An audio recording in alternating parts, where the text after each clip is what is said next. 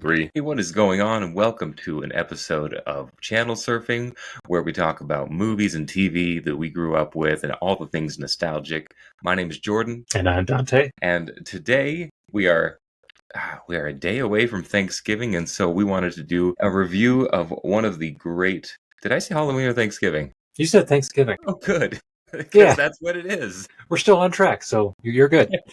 Yeah, we're going to be talking about one of the great Thanksgiving specials. So we're going to be talking about the Charlie Brown Thanksgiving special. Yes, I had to watch this movie a couple of times because it's been so long since I've actually seen it, and it's a very short film.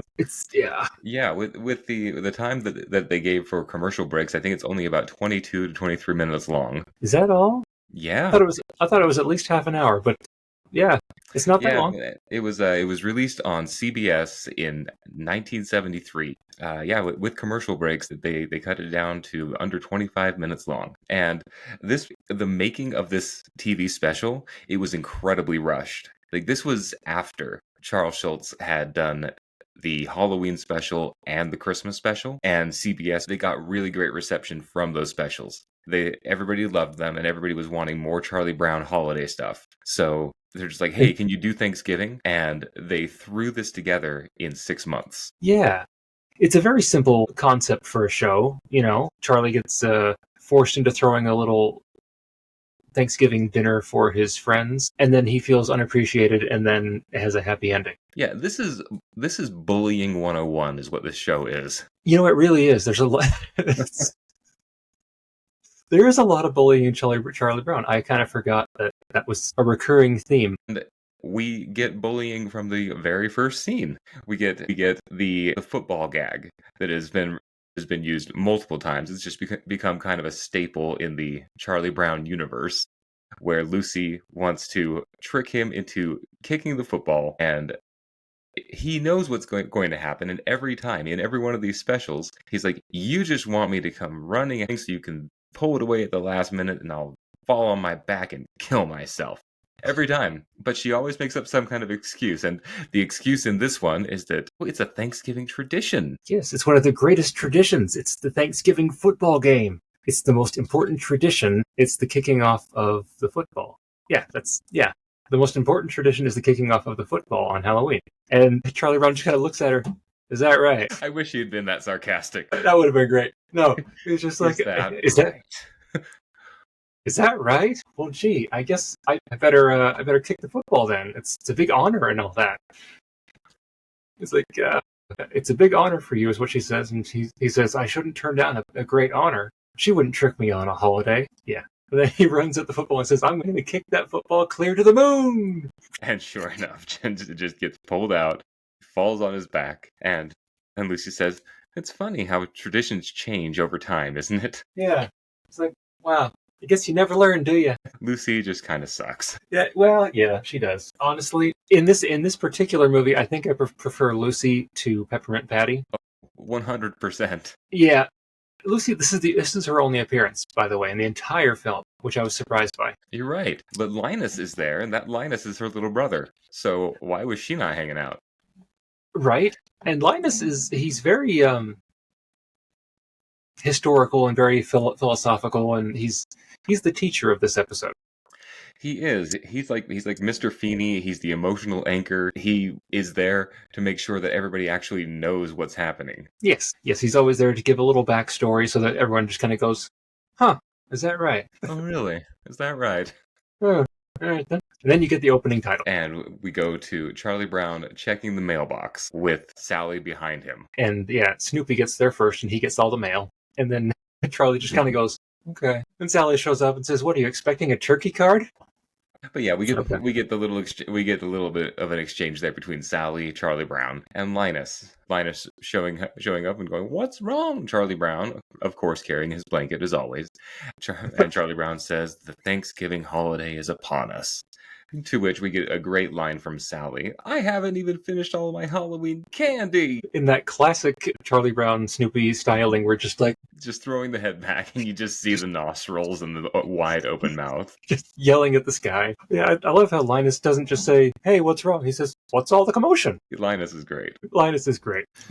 I forget, who's the kid with the keyboard or the piano? Schroeder. Schroeder. He's not in here either. No, and I think that shows a little bit more how rushed the production of this little special was. They were just like, "What do we do?" And there's kind of a frenetic like pacing to this episode as well, where they just throw everything in. They're like, "Okay, do this now, this now, this now, this. Okay, end it." I didn't quite get the whole rushed pacing of it. It's just I noticed that there were missing characters because they had all the Snoopy jokes except for the Red Baron. Mm-hmm. They had kind of a consistent storyline, and most of the characters were there. I kind of wish that they would have thrown together, like at the end, everybody that wasn't there, even the Dusty kid, who I can't remember his name. Pigpen. Pigpen. Yeah, it's been forever since I've seen these movies. I am a big Charlie Brown fan, and I watch all of the holiday specials multiple times every year. It just would have been nice to have everybody kind of come in at the end, not say a word, just like be there at the Thanksgiving dinner. Yeah, like maybe do the Snoopy dance at the end, like when they're all on stage during the Christmas special. Yeah, just have Schroeder playing his little piano and everyone doing the Snoopy dance. That would have been great. Yeah, and I think a little bit of what helps the pacing of this movie or TV special is the music, the jazz music by Vince Guaraldi. Is that what it is? Love the music in this movie. It just sets the tone for every scene. Little Birdie. Yeah. That was kind of a fun jazzy tune that they threw in there. And it was all about Snoopy and Woodstock. What were they doing? It's in my notes. They were setting up a table. Oh yeah, they were setting up a table. That's right. To the song Little Birdie. That was a good little song. I enjoyed that.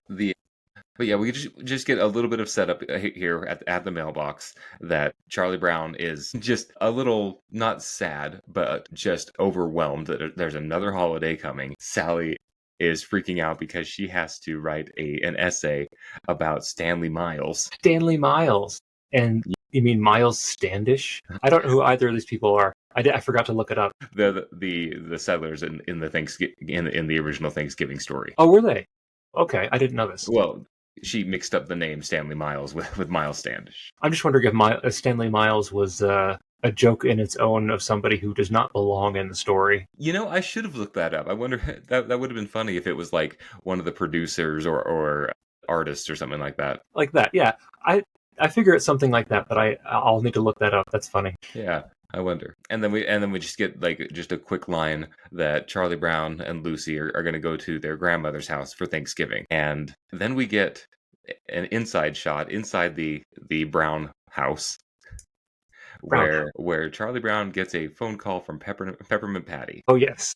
Okay, so the phone call from Peppermint Patty. I had this whole thing of Sally being taken with Linus saying, "You can hold my hand" under the table. It's a cute running gag in It's a all cute of little... Charlie Brown stuff that she just has this little girl crush on Linus, and he's just not having it, throwing his blanket over his head, going, "Wah!" Very funny, very funny. So yes, Charlie Brown is inside, and he gets the phone call from Peppermint Patty, and she's asking him if he misses her, and says that her dad is out of town, and she invites herself over to his house for dinner. And the only thing Charlie Brown can say is, "Well, Yeah, between every line that Peppermint Patty says, anytime he gets a moment to speak, "Well, I know you won't mind me inviting myself over because I know you kind of like me." Well, yeah. And then she just says, "Well, it's a date," and she hangs up the phone. Save me a drumstick and a neck. He hangs up the phone. "Oh, brother." And then Sally comes in and she says, "Hey, we won't even be home." And the phone rings again. And the phone rings again, and it's Patty again. And she says, "You remember Marcy? She's going to come over too." So she invites Marcy over to the Thanksgiving dinner. And then hangs up. And Sally says, "This is all your fault for being so wishy-washy." And the phone rings again. And You guess remember who just Franklin? walked in? "You remember Franklin? He's coming too." Well, the problem is, we won't be any problem. Bye. Just hangs up again. So, and now we actually get one of my favorite quotes of the entire Charlie Brown universe, where, so after Charlie Brown says, Peppermint Patty has invited herself, Marcy, and Franklin over for Thanksgiving, and we're not even going to be here. And Linus comes up with the plan. He's like, well, I thought you were going to say Charlie's line of, I think I'm losing control of the whole world. no, I said that there was one of my favorite lines. Then I'm like, oh wait, there's a lot of lead in to my favorite line. Okay. But yeah, Linus, the voice of reason, the adult in the room, apparently, is just like, okay, well, here's what you do. Like, well, what time do you have to be at your grandmother's house? And they have to be there at 4:30. So I was like, all right, just throw your Thanksgiving dinner at 2.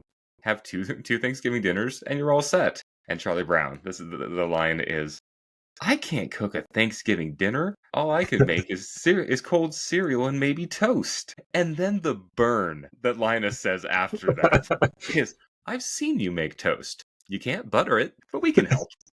Yeah, very good line. Very good line from Linus. So, yeah, and then Linus turns around and there's Snoopy, just like he's expected. Mm-hmm. And he tells Snoopy to go to the garage and get a table and set it up in the backyard. Which animal labor? What? Yeah, it's like, you expect Snoopy to do all the work? Yeah, send the dog to do it. It'll get it done. He'll get it done.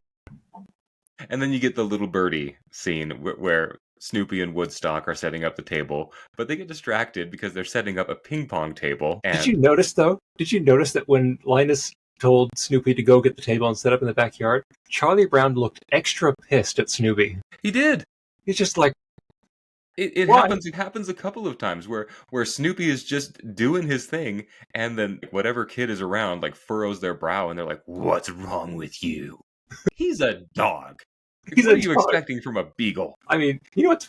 Nobody treats Garfield this way. Everyone No. treats Garfield like a cat. That's true. Snoopy is animal labor. Animal labor. Yeah. Very sad, but also kind of funny. Yeah, and you get the little sequence of him setting up the table, getting into the garage, and getting stuck in the garage door. And the table that they bring out is a ping pong table. So he's like, "Well, this looks like fun," and starts playing ping pong by himself, running back and forth across the table. Yes. As Woodstock cheers him on. And again, Linus comes out. He's like, "Stop playing around." We don't have time to play around. We got to get this done. Yes, I have a note here that we skipped over, that the way that Snoopy wakes up Woodstock is just by being a dick. He just walks over, he's just like, hey. And he grabs the branch, pulls it down, bing! Slingshots him out of his nest. And then he goes and picks him up and says, hey, we got to go do this. Let's go. The whole Little Birdie song, with everything that's happening, it is chaotic, but it's so much fun to watch. Snoopy setting up the chairs, and we don't know why, but that purple and white striped chair comes to life and starts fighting him. And they get in this big old fight, and there are some wins and some losses, and then Snoopy ends up shredding the chair, but then it's put together in the next scene. So it was a fun little gag. Yes. But gag, skit, Either one. Yeah, it's a fun little thing. Oh yes, and then we get to a scene where we're at Peppermint Patty's house, and then her and Marcy and Franklin are discussing what they're going to wear to dinner. And Patty decides, just come as you are. Chuck won't mind. She always calls him Chuck. Yeah. Yeah, that bothers me. This is where I learned that Chuck is short for Charlie. Yeah. And Snoopy is still decorating the ping pong table. And Dog's got mad skills. Absolutely. Yeah. Tying all of those corners after throwing the tablecloth in the air. As it settles on the table, he just goes, tie, run to the other corner, tie. It's like, okay, good job. And we get the scene next of cooking their Thanksgiving dinner, which I don't know why they have that many toasters. I counted 9. There's 9 toasters I counted. And this is at Charlie Brown's house, and it's only 2 families that are involved. It's Linus and Charlie Brown's families. I'm like, do they entertain a lot with toast? I don't know, but that is a lot of toasters for anybody to have. And what is the deal with that side-loading toaster that Charlie's always using? It's just like both sides pop out. I've never seen one. The 70s, 60s, and 70s, they had those. Never seen one like that. That was kind of cool. I want one. I saw one at Goodwill one time, and I was just like, you know what? That's cool, but I'm also afraid to plug it in. Yes, that is also true. And so, yeah, you got Charlie Brown and Linus and Snoopy in the kitchen making popcorn, toast, pretzels, and something that looks like jelly beans, but it's not acknowledged. Yeah, I think it's jelly beans. Yeah. Dude, jelly beans are licorice. And even though Charlie Brown can't butter toast, Woodstock can. Oh, Woodstock can. He's very good at it. So Snoopy is out there decorating the table still, putting plates at place settings, and he's doing something with the napkins. Is he building boats or hats? I think they're boats, but it's napkin origami. Napkin origami is what he's doing. Which, yeah, it's kind of a lost art. Yeah, Snoopy would absolutely kill on a cruise ship. Oh, absolutely. I don't know if you've ever seen like on cruise ships when people are gone from their staterooms, the cleaning crew will come in, make the beds, and then they'll turn towels into like elephants and monkeys and stuff like that. That's a whole skill that you have to learn just to be a housekeeping kind of Yeah. person. And okay, so got the napkins. The Snoopy and Woodstock get they jump into this magic trunk, and they're looking for pioneer costumes, pilgrim costume. pilgrim costumes. That's what it is, and they're fighting the whole time because that's what they do. Yes. And then all dressed up, they go to Charlie Brown's front door, and then Charlie's reaction to Snoopy is like, "Hi, Snoopy, come on in." It's like, "Don't I live here?" I think he answers the door and he goes, "What? Hi." It's like, "Yeah, I live here. Let me in." And then we get the friends showing up for Thanksgiving dinner.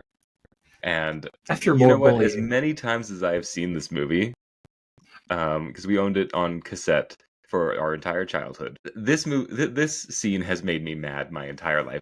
Just Peppermint Patty. Yes, okay. Yeah, her reaction to everything is just bad. Yeah, but yeah, they go out to the backyard where the table has been set, and there are way too many chairs around that table. Yes, this is kind of why I was hoping everyone was going to show up and just like not say anything. But like, there's a lot of place settings. Right, and Franklin actually gets the one broken chair that Snoopy had already brawled with. Yep, and he doesn't mind.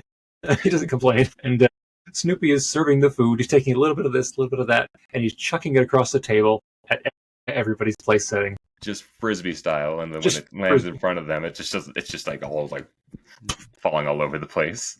And I do love that, like, once they start eating, Charlie Brown, he's so happy about this, that how his whole plan came together. He's just sitting there just munching on his popcorn, and he's like, Yes. until his spirit is crushed by Peppermint Patty going full Karen. Yeah, she is not impressed by this little dinner that he cooked up. And she responds by saying, "What blockhead cooked all this?" And Snoopy pulls his chef's hat over his eyes. Snoopy feels bad. And don't you know anything about Thanksgiving, Chuck? Where's the cranberry sauce? Where's the turkey? Where's the pumpkin pie? And then Charlie feels bad, and he walks away. He's just like, "This sucks." We get another voice of reason with Marcy saying, "Well, wait a minute, sir. "Sir, didn't you invite yourself here? And us?" And us?" And Peppermint Patty feels the type of shame that she should. She's like, "Oh, I probably hurt his feelings. Marcy, will you go apologize for me?" "Tell him that I really like him and that his dinner is okay with me." "No, it isn't.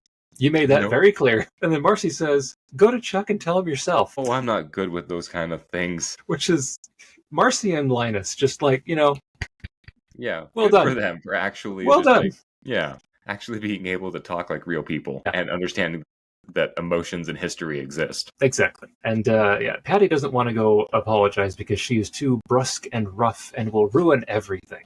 And she is no good outside of a baseball game. Some Yeah. comment like that. So yeah, Marcy goes to do the heavy lifting and lets Charlie Brown know that Peppermint Patty feels bad for what she said. And poor Charlie Brown, just being bullied this whole time. He even says at this point, he's like, "Well, I just feel bad that I ruined everyone's Thanksgiving."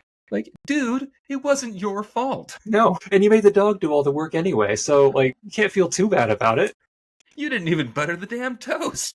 No, you let the bird and the dog do that. Yes. So Marcy proceeds to explain the meaning of Thanksgiving to Charlie Brown so that he feels better. And then Patty, she shows up, and Marcy calls Charlie Charles. Oh, Charles, that's right. She calls him Charles. He's like, "Charles?" And then she walks over to Patty. "Okay, he's ready for you, Priscilla." Priscilla? Priscilla. And even Charlie Brown repeats it, Priscilla. Is that your name? And we get the never-ending flirting happening from Peppermint Patty, where even after she's apologizing and saying everything's fine, She's like, let's stop playing lovers games, and she goes to shake his hand and moves in. You're holding my hand, Chuck. It's like, yeah, that's not creepy. And yeah, this scene is broken up by Charlie Brown saying, "Good grief, it's 4 o'clock. We need to be at Grandma's house by 4:30." that was a really quick 2 hours. Right? Yeah, that was really, really fast. And we get Charlie Brown's side of the phone conversation with his grandma, and a womp womp womp womp womp from the other side, because grandma, and yeah, you said something a minute ago that I'm like, yep, even Charlie Brown said this. It's like, no, they haven't eaten. In fact, they've made that very clear. They've let me know in no uncertain terms that they haven't eaten. It's like, yep, he's pretty sour about this, but he should be. Rightly Absolutely. so. Rightly so. Show a little bit of backbone, Charlie. How old is Charlie supposed to be? Like 10? I think that's right. Somewhere in like the 8 to 10 range. Yeah. Okay. So, okay. Okay. No backbone. I'm gonna keep going back to he can't put butter on toast, so maybe he's younger. You know what? At 10, I made Dad butter my toast, so. Oh, okay. So, I can't blame him for that one. But during the womp womp conversation, Grandma has come to save the day and invited all the friends over to her house or to her place for Thanksgiving dinner. Yes. So they get in the car and start singing "Over the River and Through the Woods to Grandmother's House We Go." Yes, which Peppermint Patty thinks that nobody knows the words, and she says, "This is how it actually goes," and everyone starts singing. Just like, yeah, we know the song. Yeah. We grew up with this. I love that Marcy's like, isn't there a song that goes "Over the river and through the woods to Grandmother's house we go"? Yeah, but this is how it goes. And sings the exact same words. That's the same song. And I genuinely do not know the lyrics to that song. So when they got past that to the the horse verse, knows the way to carry the sleigh. all that part. stuff, I didn't know that. So I'm just like, what? And if it sounds like a couple of people got lost, just like I did during that part of the song. Because they had like real child actors who were very young doing the voices of these kids. Yep. The girl who played Peppermint Patty couldn't even read her lines. So she had to memorize them. Or be told before each scene, like, okay, now say this. That's probably why she was so brusque. Yeah. But then you get the little stinger line after. It's like, Charlie Brown just starts looking dismayed during the song. What's wrong? There's one problem with that. Over the river, through the woods to Grandmother's house we go. My grandmother lives in a condominium. Like, just showing again Charlie Brown's just womp womp kind of attitude. Yeah, he always finds some way to be depressed about what's happening or what's about to happen. Oh man. And yeah, that's the whole TV special, except for the ending credits with Snoopy and Woodstock staying behind to make an actual Thanksgiving dinner. Actual Thanksgiving dinner. With a turkey and a pumpkin pie. And potatoes and cranberries, probably, and carrots. Yes. Is what's on this big platter. But also, let's not gloss over the fact that Woodstock is eating turkey. Yes, that is a good observation. Woodstock is eating turkey. The world is wild. A bird twice his size. No, turkey. That's like 4 times his size. Yes. Yes. So, very good movie. Yeah, I did notice more this time watching it, just how bullied Charlie Brown is, and how he always seems to just like be looking at the darker side of things, just like, oh well, everything's bad. Everything's bad. I can't do this, brother. This is a terrible situation. What have I gotten myself into now? I've lost control of the whole world. And Charles Schultz, the creator of Peanuts, it was intentional to make Charlie Brown this way. Just make him a character who can just never do anything right and is always being made fun of or bullied. And that's why he made the decision to make the dinner popcorn, jelly beans, pretzel sticks, and toast. Is because he's like, well, what would a kid who just like can't get things right do? And it wasn't supposed to be funny, but as they were writing it, they're like, well, it's kind of funny. Kids being kids, doing the only thing they can do. Just like, I found these ingredients, we're going to throw it on a plate, and that's Thanksgiving. There you go. Yep. All right. So are you having pretzel sticks for Thanksgiving? Have some stuffing, but okay. That's about as far as it's going to go. Dang. All right. Well, that's going to be our episode for Thanksgiving. And I would, throw on Charlie Brown's Thanksgiving either in the background or sit down with kids, family. It's just a great time. It's about a half hour, and it's just make it a Thanksgiving tradition if you haven't already. Yeah. All right. Well, with that, happy Thanksgiving, Happy Thanksgiving. and we'll see you on the next one.